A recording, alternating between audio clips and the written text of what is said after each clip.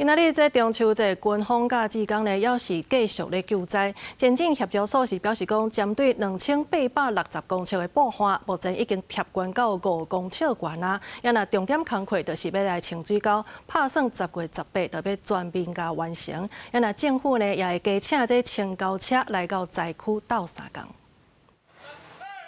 10月初到中秋节即天，花莲光复灾区的灾后复原工作依然继续在进行。中央前进协调所指出，目前上要紧的工作就是清水沟，要来彻底解决排水的问题，避免淹水。打算10月18进前要全面完成清水沟的任务，由国土署专权处理。环境部会调全国的清沟车，嘛会用聘请的方式请清沟车来到灾区斗3工。另外，居民若是要修理厝体，建筑工会也来协助安全鉴定。所有的住家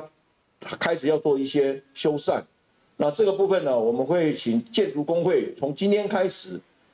建筑工会会协助安全鉴定。那也请这个居民们，如果你的房屋要立刻修缮的，先做安全鉴定的房屋的居住的可行度和安全度。总协调官贵人士嘛表示，水电和通讯的供应拢已经完成，敢若剩种数也有供水的问题。中央前进协调所有成立水电服务平台，民众有需求拢通来申请服务。另外，花莲县府嘛表示，灾区的光复国中、大正国小和光复国小，自初7全面恢复实体上课，也毋过光复上工，因为部分也有安全的问题，先采用线顶上课，打算10月13来恢复实体上课。10月7号开始，花莲县内的一个国中小学全面恢复上课，包括大进国小还有我们的光复国小，小朋友们都是在原校来复课。嘛，因为目前伫咧大进国小也有收容灾民，为着兼顾灾民的安宁，也有学生的安全，学校有甲学生和灾民分区管理。总协调官贵人士嘛呼吁志工唔通入去到学校，表示会请县府的警察伫咧校门口管制，让学生会当安心上课。